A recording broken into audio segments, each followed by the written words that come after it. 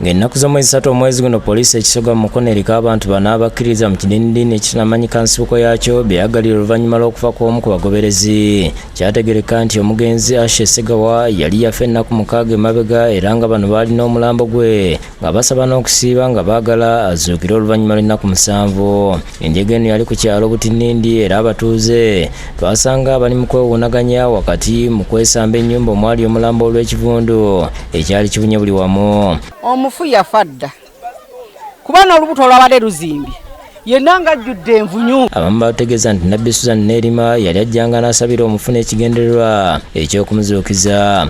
Babadde bamusabira agenda kuzuukira mu Nabbi ali eyo. Bayongerako nti ennaku 3 emabega bawulira ekivundu mu maka gano agali ku kkubo ne baloopa ensonga wa ssentebe wabula baakanya kwegaana tewali kiriwo. Batugambye wano tewali muki tewali mufu. Abatuuze era batulambuza ekkanisa ab'ekidindiini we baali bakuŋŋaanira ne tusangayo abamu ku balwadde abaaweebwa ebitanda mu ngeri y'okubasabira. Amanyi nti ddala omuntu mulwadde naye n'amukuuma okulaba nti amukuumira mu ki waali. Poliisi yakwata Nakalanzi Eseza nnyina w'omugenzi Segawa n'amukuwa oluganda nga bonna banzikiriza eno. Oluvannyuma abatuuze beekolamu omulimu ne baggala amakanisa agasoba mu 7 mu kitundu nga bwe twakulaga amawulire gaffe nga 7 omwezi guno. Ennyumba emu yerimu omusumba, yerimu pasita, yerimu abagoberezi, ebintu ebyo bandibadde binoonyezebwako. Na buli kati abatuuze ku kyalo Butinindi mu Kisoga Ntenjeru mu disitulikiti y'Omukono beewuunya emitima gy'ab'ekidindiini ekyo olw'okukuuma omulambo okumala wiiki nnamba tibasabira omugenzi azuukire.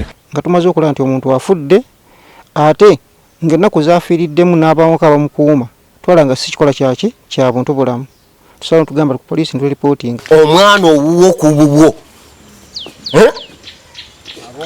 n'omutereka ku kyalo ate n'omutereka ne mu njuyo n'olya emmere. Wetuukidde mu maka ga maama Nakalanzi n'abaana be we baali basabira omulambo okudda engulu tubasanze nga bayimbulwa okuva ku poliisi e Mukono. Mu bwayamu nabo bategeeza nti ne buli kati bakyakalambira nti yadde omuntu waabwe yaziikibwa bakyakkiriza nti wakuva mu ntaana akumewe waka nti kuba bo bakimanyi bulungi okuva mu byawandiikibwa era Katonda akibagamba buli olukya. Kale kiriggwa mu nze ngamba buli bwolu n'amulabako nyembeerawo nga kiba kiri awo nti suubi ki nze ndiwulira talemu n'ebisuubi eby'okuva mu ntaana nti asobola okuvaayo nadda. Kyonna kyayinza okukola tetukigaana, naffe tetuli ba Katonda naye tukkiriza kyayinza okukola tukikkiriza. Nakalanzi yeebazza akakiiko k'ekyalo olw'okumutaasa ku batuuze nti abaali baagala okumujambula olw'ekivundu ekyali kiva mu nju ku muntu waabwe bwe baali baterese. singa temwalimu nze naliko ebweru awo nga gatuugano gazina ekyagagolodde naye nawulira emigga abaana babakola babakuba. Bategeeza newankubadde abantu babateekako ogw'obusezi bo tebaserangako. Basezi balogo baki naye ate nga ffe si kyekyo kye tuli, ebyo bigambo by'abaana b'abantu. Abatuuze betwogerako bagamba nti bakyabuzaabuzibwa abafamire eno nga babagamba nti omuntu waabwe ajja kuzuukira. Tikirabangako. Kiki otalabanga?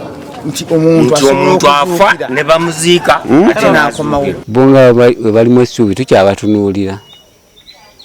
Oba beeyongere okusaba nga alijja tulimulaba naye kati ffe tetumanyi oba tetukirabangako. Tutuuseeko ku kkanisa Nabbi yali akulira ekidindiini kino yali asimbye amakanda ku kyalo kino ng'ekyali nzigale nga naye akyaliira ku nsiko. Yamyuka ssentebe w'ekyalo Richard Sewanyana ategeeza nti bo baakola ogwabwe ne batwala abantu abo ku poliisi naye ne bateebwa n'akubiriza abatuuze okukuuma emirembe. Ne tulina okusoomoozebwa okw'amaanyi nti ffe ng'abakulembeze abantu bali poliisi oyo yabatta ate abatuuze kye batuteekako batugamba nti mukkiriza mutya abantu abatta abantu ne mubaleka ku kyalo. Nze sirina okukaka nti bali be batta wabula ffe tuli okulungamya abantu nakyo kyakkola. David Musikalyankolo yakusakidde gwino ku Lwabukedde TV.